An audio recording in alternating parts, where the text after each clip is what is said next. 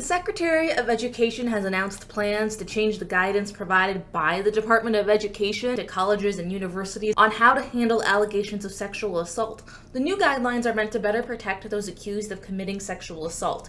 In related news, the mayor of Seattle recently resigned after a fifth person accused him of sexually abusing them. Furthermore, the secretary might want to take note of the fact that their boss bragged about committing sexual assault, then became the president. This leads me to the conclusion that people accused of committing sexual assault have enough protection, as there appear to be no consequences for their actions.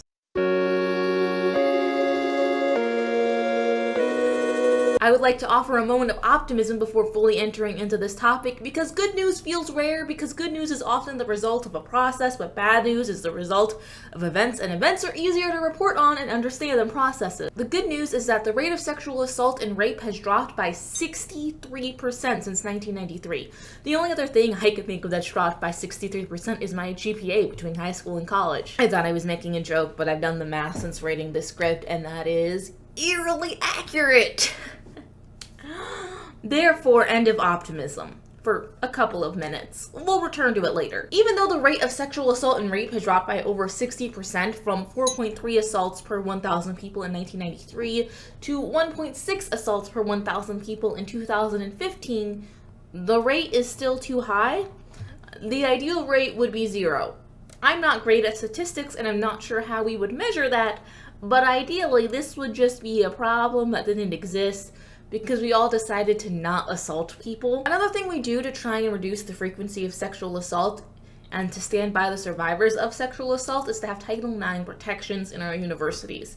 Because under Title IX, schools are required to ensure that survivors of assault can stay in school and learn safely. We need to address the extensive sexual assault problem on college campuses.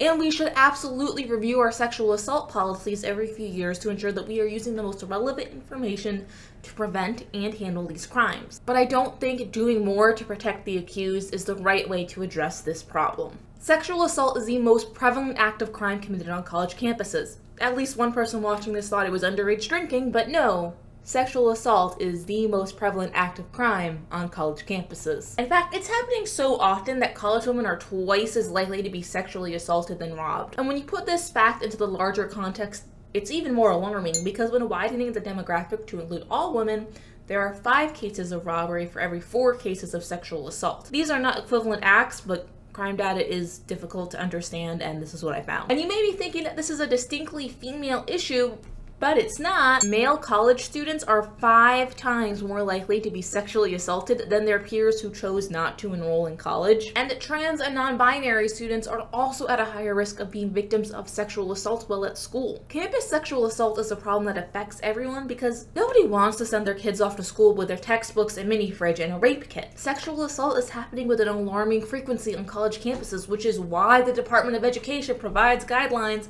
on how universities should handle these cases. Because when a crime is more likely to be committed at a school than anywhere else, we expect the school to do something about it, and we want to know how these problems will be addressed by the institutions that were designed to protect and educate our kids. However, it is likely that even if an assault occurs, the university isn't going to have to deal with it, because the majority of sexual assaults go unreported.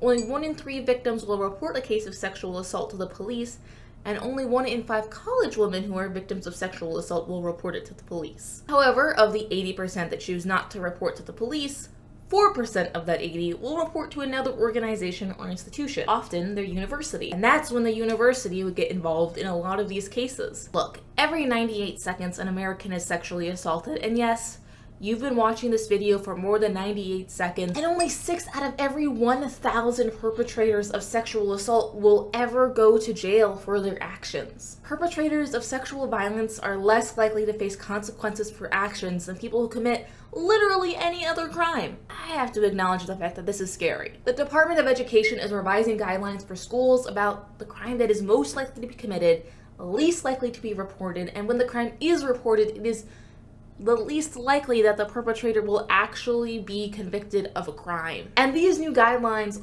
are designed to further protect the accused in the event that the crime is even reported. This is scary, but there are things you can do to help address this problem, and this is when we get optimistic again. Remember how the frequency of sexual assault has dropped by more than 63% since 1993? Well, that's because people did things to decrease the rate of sexual assault, and we can all be a part of that.